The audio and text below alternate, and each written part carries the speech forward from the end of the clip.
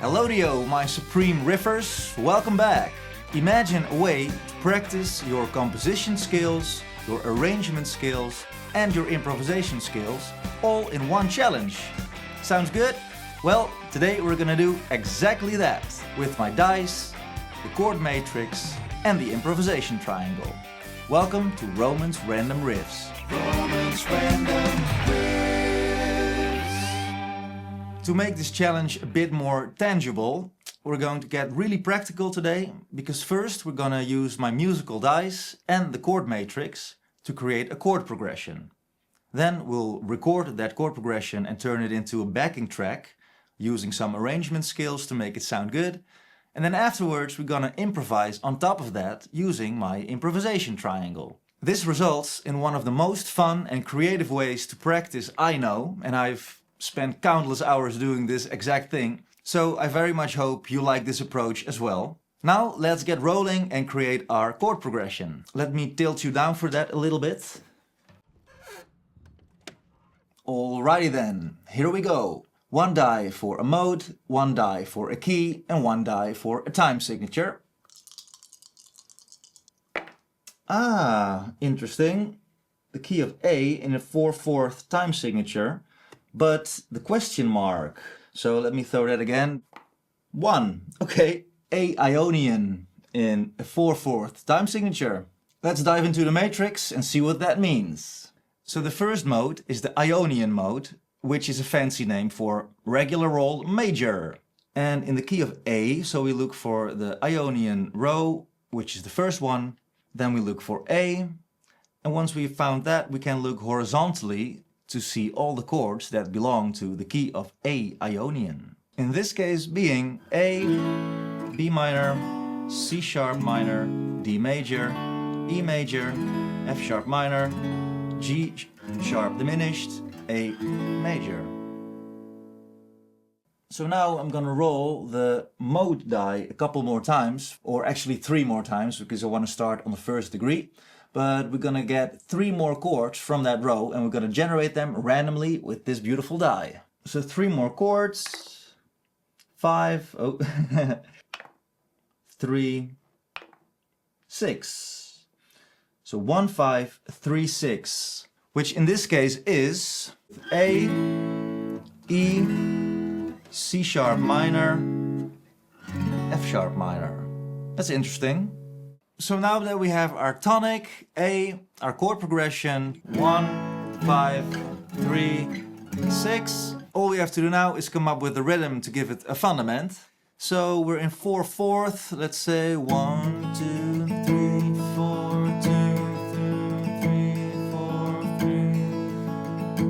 4 bars of A, so we have time to solo over later.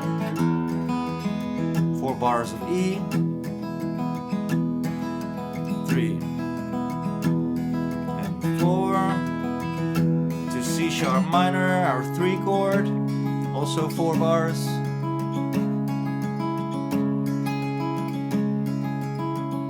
Then to F sharp minor. 1 and 2 and 3 and 4 and 2 and 3 and 4 and 1 and 2 and 3 and 4 and 1. And then we're back. Yeah, you get the point. We can loop that so we have time to explore these chords and the possibilities we have with our improvisations. So that's why I like to repeat them a couple more times, 4 bars each. And with that, it's time for the next phase of this practice, and that's recording this and adding some layers and arrangements to make it sound good for our improvisation later on. Let's build this house up from the ground. First, we lay down a solid 4/4 groove with a smooth little intro fill to count us in. And off we go. Adding bass to our foundation, following the root notes of the chords, played with a bouncy, syncopated groove. Putting up the walls with some full cowboy chords on the acoustic. Combining a palm-muted strum with single picked strings, 1 track for the left ear and 1 track for the right one. Next up, for some extra reinforcement, we double our chords on the electric.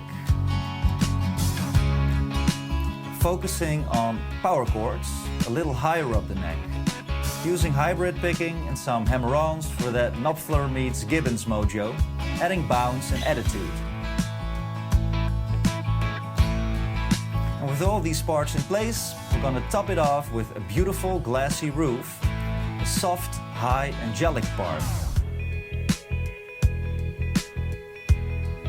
Also following the chords, but way high up the neck, gently finger-picking the strings, making it a little mysterious and giving us a sonic view of a starry sky. And then all that's left to do is some cleaning up, some painting and decoration by treating every track with a little love, EQ, compression and whatnot, to make it all work together. And just like that, we've completed this part of the challenge. Yahoo! So now that we've built our backing track, here's the real challenge: how to solo over it without getting lost. Let me introduce you to this beautiful framework, the improvisation triangle. Each corner of this triangle will help you in telling your musical story, and you need all of them. So let's start with the first one, note choice. This basically comes down to what scales you can use and what notes from that scales you can combine. Your note choice is like the words you pick to say what you want to say. So let's take A major, for example, our first chord.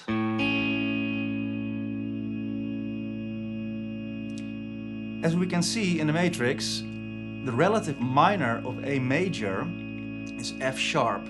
So maybe you know all four of your pentatonic boxes. You just have to start them from F sharp note.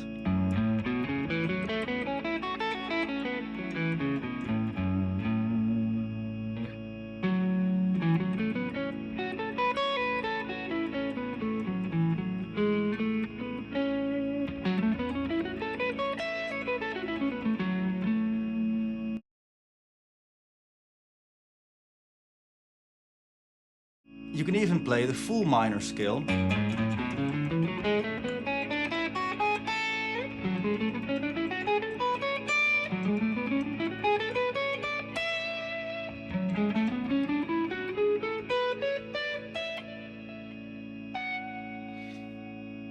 You could also play F sharp minor Dorian. That borrows the major sixth, but the rest is minor.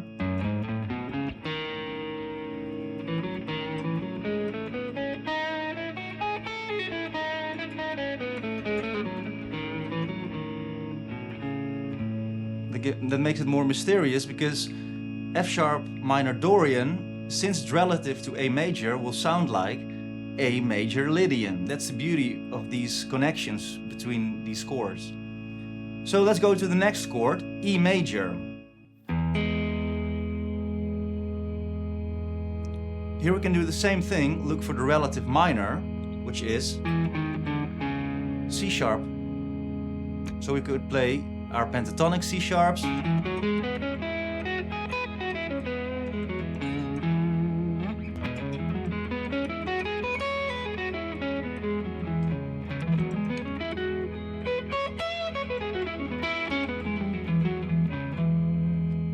So that works very beautifully. We could also play Dorian again.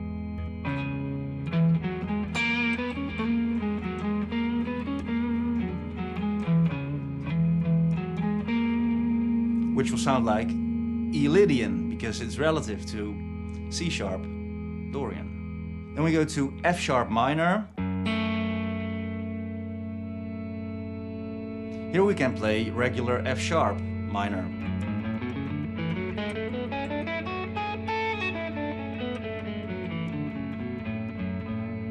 We already went over those positions. Then C sharp minor. We already went over those, right? Because C sharp minor was the relative of E major.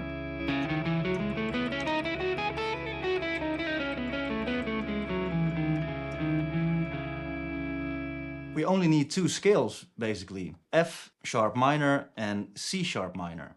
And depending on the chords, there are the context, they will sound differently. So I love things like that, where we can keep it simple by just using one or two different scales. Still have a lot of efficiency with those when you know the context over which they are played. I made a whole video about different scales and how you can move them around the neck following the root notes, so I definitely recommend checking that out after this one. But for today's purposes, I won't dwell on it too long. I want to keep things moving and go to the solo part, which is the fun part. Moving on to our next corner, phrasing. Phrasing is all about how you say what you say. So we had the words with the scales and the notes, and now we want to intonate those words. And we have a whole beautiful long list of all kinds of phrasing techniques. But for example, there's bends, slides, hammer-ons, pull-offs, vibrato, you name it. Combining these phrasing techniques is also really cool. You could say you can play a bend with a vibrato on top.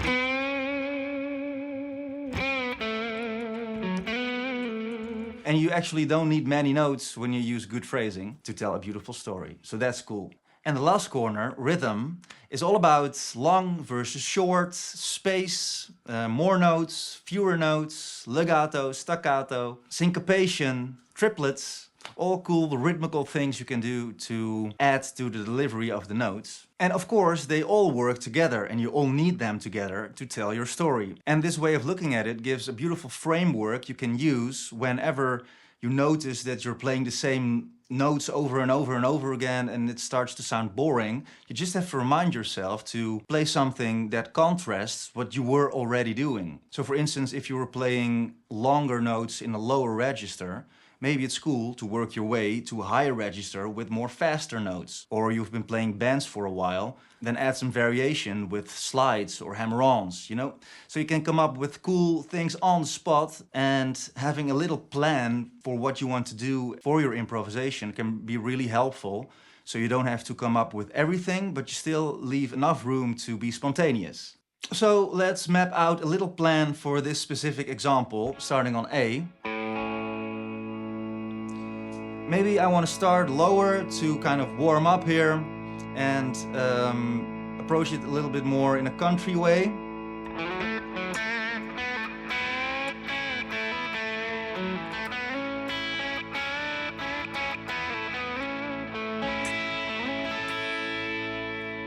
Using a little caged here. Then we go to E. Since I was playing these double stops, or at least make the high E string ring together, that's cool.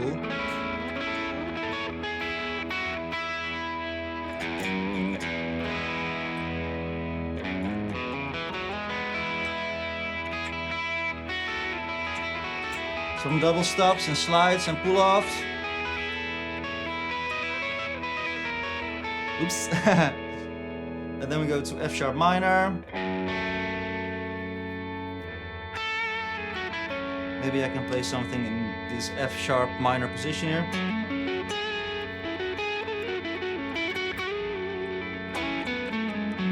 Then we go to C sharp minor.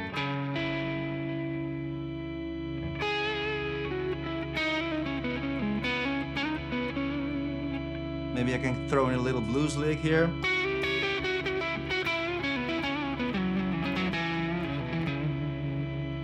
And then we already had 4 chords, and it starts over again with A. Now I want to work up to a higher register here. Use that F sharp minor Dorian scale here, which sounds like A Lydian.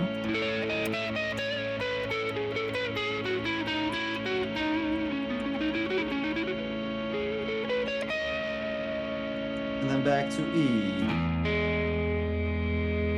Maybe I can use this Dorian scale, C sharp Dorian again.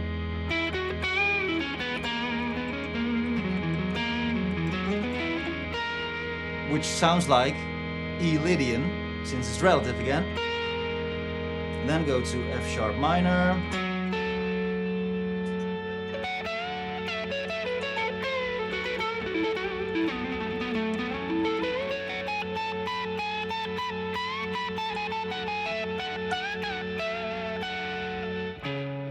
C sharp minor.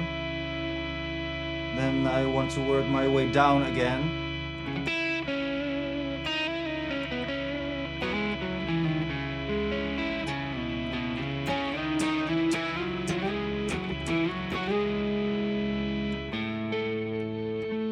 Then we're back at A again. Okay, so now I have explored the different positions and possibilities. And now it's time to see what happens. Get in the flow, get in the zone, apply all of this knowledge, try to stay focused, and also let things happen at the same time. Let's waste no more time and dive into the improvisation.